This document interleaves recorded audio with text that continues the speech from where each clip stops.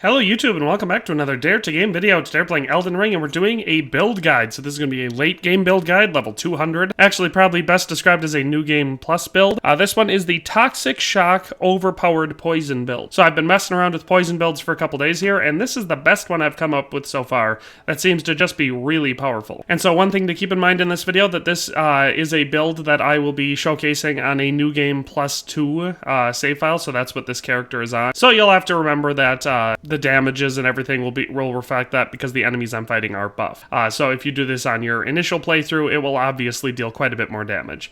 But with all that in mind, let's just dive on in and start off with the stuff that you need to make this build. Alright, and just for starters, just to focus on where I've got my skill points put out, you'll see that they're a little bit spread out, but mostly focused on just a couple areas. And so an obvious one for this build is going to be high dexterity and high arcane. So those are going to be your two main ones. And so I've got 70 in arcane right on here and 75 in dexterity. It's great if you can get them up nice and high, but that's going to be kind of your primary focus point. As far as your intelligence and faith, really those are only going to be anything you want to put any points into if you have a specific weapon for this build that you'd rather use than the ones I'm using that maybe have an intelligence or faith requirement. Otherwise, they don't really need any points. Strength is another one that you're going to want to have at least some in because especially for the weapons I've got here, they also scale with strength, so the higher your strength is, the better your damage output's going to be on these, and quite a few different types of weapons, so it is important to put some points into strength. Endurance is going to be great to have some in, because that way we can wear a little bit heavier armor, and obviously you can roll a little bit easier, stuff like that, but it's not going to be top priority.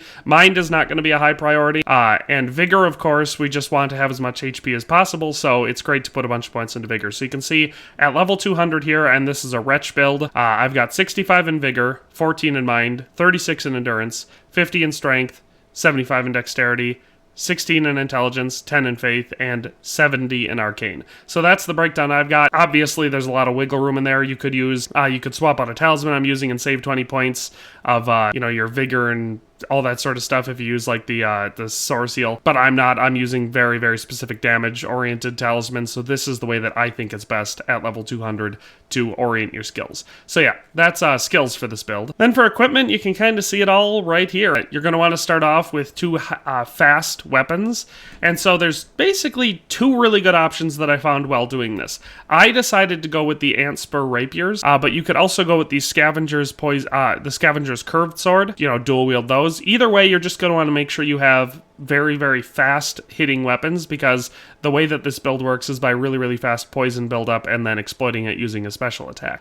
So like I said, I'm using the Ant Spur Rapiers. I have both of these maxed out, and I've got the Poison Moth Flight on my main hand one, which is that's your primary special attack for this weapon. It's or for this build. It's very important for this build because by using that special attack, I could just read the description. It says, slash with a poison infused blade. If the follow-up strike lands on a poison foe, it will deal significant damage. This one is going to be, it's just going to compound with that poison buildup, and since we do so much poison buildup with these weapons when they're upgraded like this, there'll be an immense amount of poison buildup, and it builds up very fast because it's a fast-acting effect. And then you hit with that special attack and follow up, and it does like this poison explosion that deals a lot of damage, and I will demonstrate that after I show all the items for this build.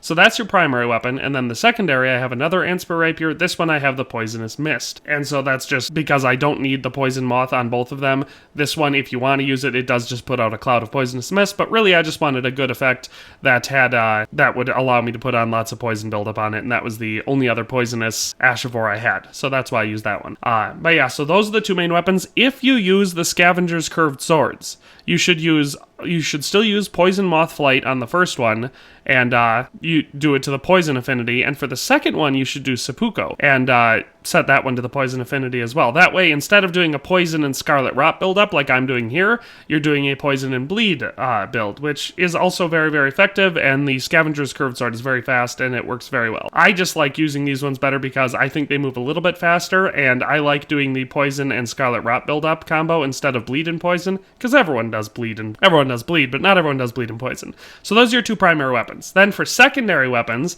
I pair the Serpent Bow with the Serpent Arrows or the Poison Bone Arrows. So Serpent Arrows are obviously going to be your best choice, but the Poison Arrows work as well. So with these, if you want to hit a bow, if you want to like try doing as much damage as possible to a boss before they really know what's going on, you pop a couple serpent arrows into them, and then you go hit them with your special attack, because then that does 78 points of poison buildup. So they're already gonna have massive poison buildup, and you can sometimes take out mid-level, random bosses like trolls and stuff really quickly like that. So that's why I like having the bow on here, so you can just pop a couple range shots into them and then go in.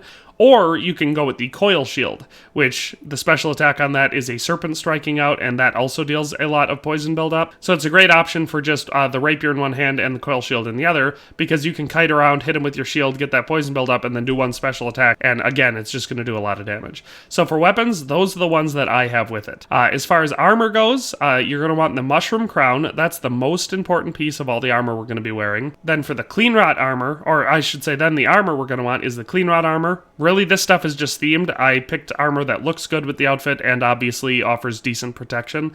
So the clean rod armor, I think, goes really well with this type of build, just because of the lore behind the clean rod armor. And then we're going to have the Briar gauntlets and the Briar greaves. And now these do have a passive boost. When you run into people when you're wearing Briar armor, you do slight bleed damage. So they have a little boost there, but again, it was mostly just for the looks and the lore behind them is why I chose them. And also, they offer pretty significant protection. Like this outfit here is pretty good protection. But it's still just medium load, and you want to be at least medium load for this build. Then we're going to want to focus on our talismans, and there are 4 specific talismans that I think work really well with this build, because it's a speed, quick jabbing build and poison. So the first one is going to be Millicent's prosthesis, which I know a lot of people don't seem to use, but it's great. So this one boosts dexterity and raises attack power with successive attacks. And since this is a quick attack build, you're going to be doing a lot of successive attacks, and that's going to really boost them.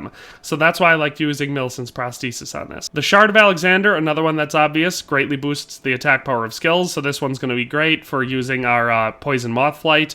This is just going to greatly improve that attack power. Then we're going to use the Rotten Winged Sword Insignia. This one greatly increases, or greatly raises attack power with successive attacks. It does seem to stack with Millicent's prosthesis, so this one is just going to also give you a huge boost. The more attacks you do, the more you're going to get boosted with this talisman. And then lastly, the Kindred of Rot's Exaltation. This one, poisoning or rot in vicinity increases your attack power. So, as you can see, all of these are obviously focused around the type of weapons and damage we're doing, and the more of these talismans we have, the more of that our attack power is going to increase. So it's a very, very high damage build. Then as far as other things to go with it, obviously if you have the Mimic tier, it's probably the best way to go with this one, just because you're going to be basically doubling yourself. But the Dung Eater would work, Black Knife Tish would work. Really, any good Ash summon is great to go with this build. And then just for your mixed physic, I think the 2 best ones for this one are going to be the Stone Barb Crack tier, which temporarily makes your stance breaking easier, so it makes it easier for you to get around shields or breaking blocks, and the Thorny Crack tier, which temporarily boosts successive attack power. So again, more successive attack power. So if you pop your physic before you go into combat with all these talismans, your attack power boost is going to be as high as possible, at least based on all the testing I've done in the game. So that is all the items that makes up this build. So like I said, I like to start it just by so you can see just doing the dual wielding attacks is going to do a tremendous amount of damage really quickly with a build like this.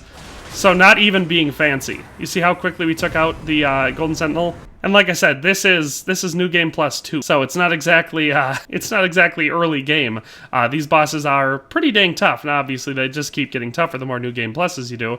But as you can see, this is a pretty powerful build. I didn't use any special attacks. I just used the two-handed stance, quick attacks, which are incredibly powerful with the amount of buildup we have here. So let's just move on to a little bit of a tougher boss than that one, because some might say that that's still a pretty early game boss. All right, you know where we are. Time for our first actual boss fight. You think we can take Margit with this build?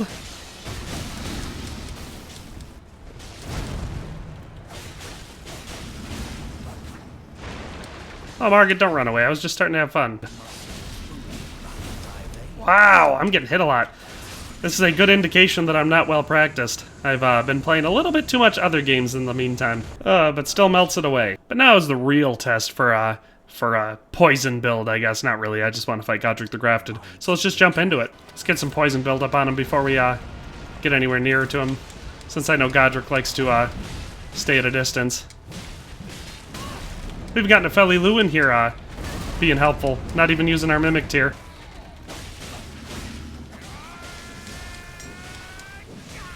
Even on someone who's not particularly susceptible to poison, it's still damaging him pretty good. Yeah, chop your arm off.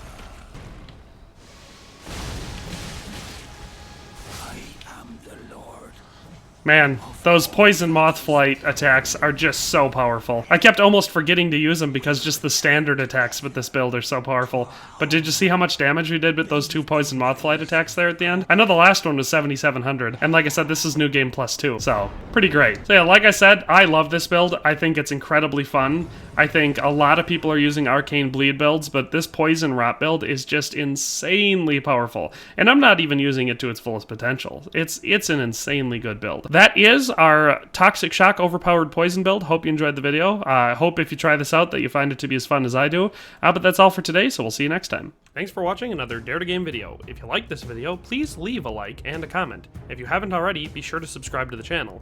If you like my content and would like to support this channel, consider becoming a member today for as little as $1.99 a month. It makes a huge difference. But in any case, thanks for watching and have a nice day. I'll see you next time.